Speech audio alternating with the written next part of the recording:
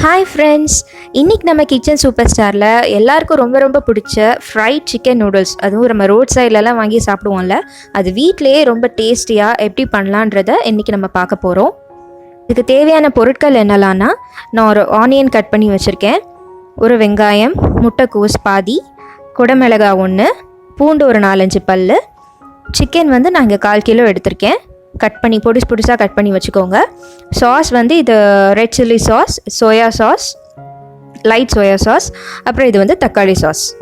பாத்திரத்தில் நல்லா தண்ணியை கொதிக்கிற தண்ணியில் ஒரு பேக்கெட் நூடுல்ஸை நான் போட்டிருக்கேன். அந்த பேக்கெட்டில் என்ன இன்ஸ்ட்ரக்ஷன்ஸ் இருக்கோ அதை ஃபாலோ பண்ணிக்கோங்க. எனக்கு வந்து 5 நிமிஷம் அதில் வேக வைக்கணும்னு போட்டிருக்கு.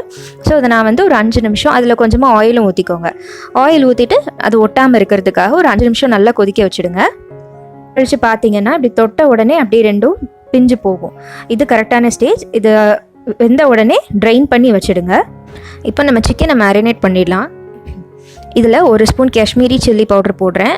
இது அவ்வளோவா காரம் இருக்காது, ஆனால் கலர் நல்லாயிருக்கும். 2 ஸ்பூன் போட்டுக்கிறேன். அப்புறம் மஞ்சள் பொடி ஒரு 1/4 டீஸ்பூன் போட்டுக்கோங்க. அப்புறம் உப்பு, தேவையான அளவு உப்பு போட்டுக்கோங்க.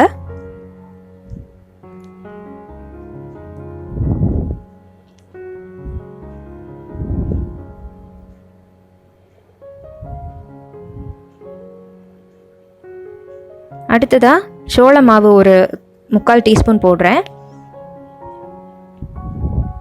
அரிசி மாவு 3/4 டீஸ்பூன். ஒரு முட்டை வேணும்னா சேர்த்துக்கோங்க, இல்லைன்னா வேண்டாம். ஒரே ஒரு முட்டை அதில் உடச்சி ஊற்றிடுங்க. அப்புறமா இஞ்சி பூண்டு விழுது சேர்க்கணும், ஒரு 1/4 டீஸ்பூன் சேர்த்துக்கோங்க. சேர்த்துட்டு நல்லா பிசைஞ்சு வச்சுடுங்க.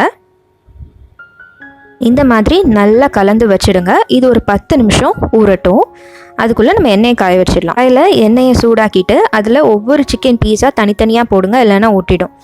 தனித்தனியாக போட்டு எல்லா சிக்கன் பீஸஸையும் நல்லா பொரித்து எடுத்துருங்க.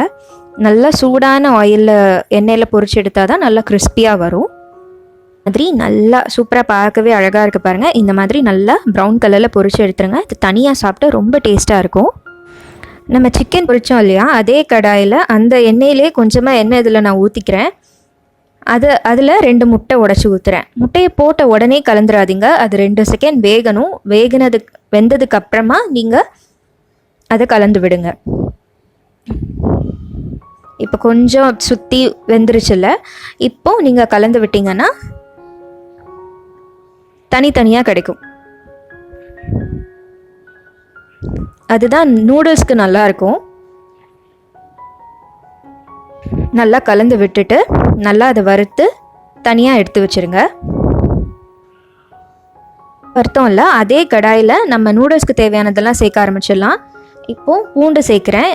அந்த எண்ணெயில் பூண்டு சேர்த்துட்டு நல்லா வதக்கி விட்டுடுங்க. எல்லாம் உடனே சேர்க்கணும். அப்புறம் வெங்காயம் சேர்க்குறேன். சின்ன வெங்காயம் தான் நான் கட் பண்ணி வச்சுருந்தேன், போதும். அதையும் சேர்த்துட்டு நல்லா வதக்கி விடுங்க. கடாய் அடுப்பை வந்துட்டு கொஞ்சம் மீடியம் ஒரு ஹை ஃப்ளேமில் வச்சுக்கோங்க.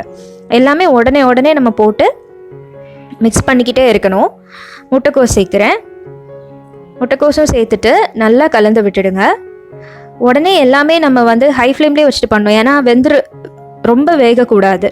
கொஞ்சம் க்ரன்ச்சியாக இருக்கணும் நூடுல்ஸ்க்கு, அப்போ தான் சாப்பிட்றதுக்கு நல்லாயிருக்கும். இப்போ நல்லா கலந்து விட்டுட்டே இருங்க. இப்போ நம்ம சாஸ் எல்லாம் சேர்த்துடலாம். 1/2 teaspoon soya sauce, red chilli sauce வந்து 1 டீஸ்பூன் சேர்க்குறேன். அப்புறமா தக்காளி சாஸ் சேர்த்துக்கோங்க, 1 டீஸ்பூன் சேர்க்குறேன்.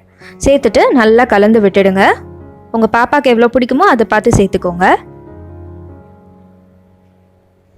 இப்போது நல்லா கலந்ததுக்கப்புறம் சாஸ் எல்லாம் சேர்த்து நல்லா கலந்துட்டு உப்பு சேர்த்துக்கோங்க.